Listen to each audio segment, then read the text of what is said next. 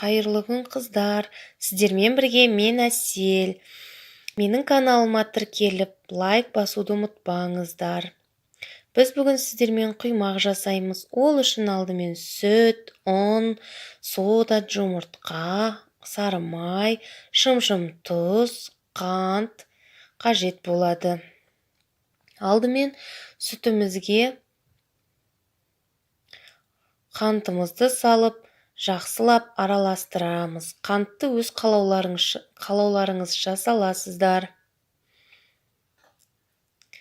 Қантымызды әбден ерітіп алып, толығымен еріген кезде оған 2 жұмыртқаны, 2 немесе 3 жұмыртқаны жарып саламыз. Мен 2 жұмыртқа салдым. Жұмыртқаны жақсылап араластырып аламыз.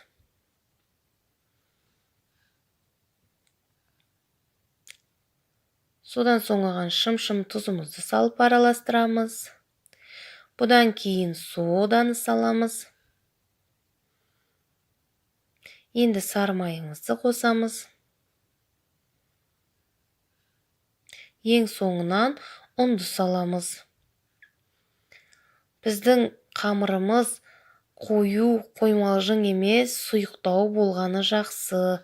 Егер қамырларыңыз сұйықтау болса, біздің құймақтарымыз жұқа, нәзік болып шығады. Сол үшін сұйықтау қылдырып алыңыздар.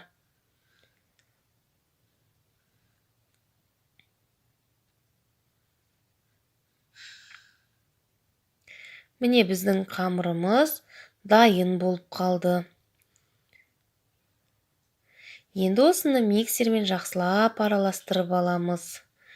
Миксермен араластырсаңыздар, қамырларыңыз бір келкі болып, ішіндегі түйіршіктерінің барлығы еріп, ұндары жақсы болып шығады. Міне қамырымыз осындай болды. Енді осыны қызып тұрған табада кішкене ғана май жағып, бір қасықтан құямыз.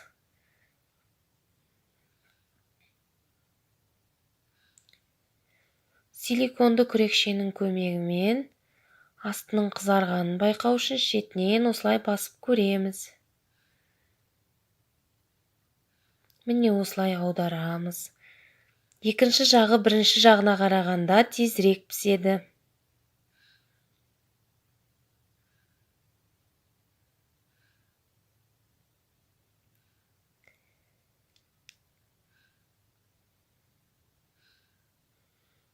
Міне біздің құймақтарымыз осылай дайын болды.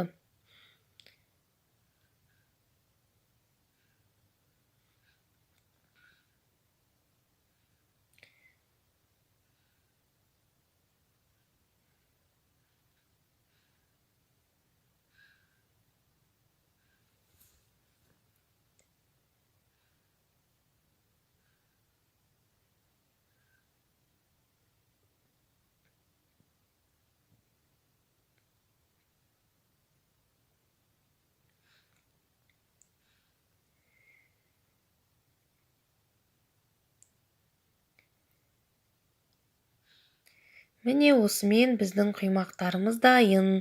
Жасап көріңіздер, ас болсын.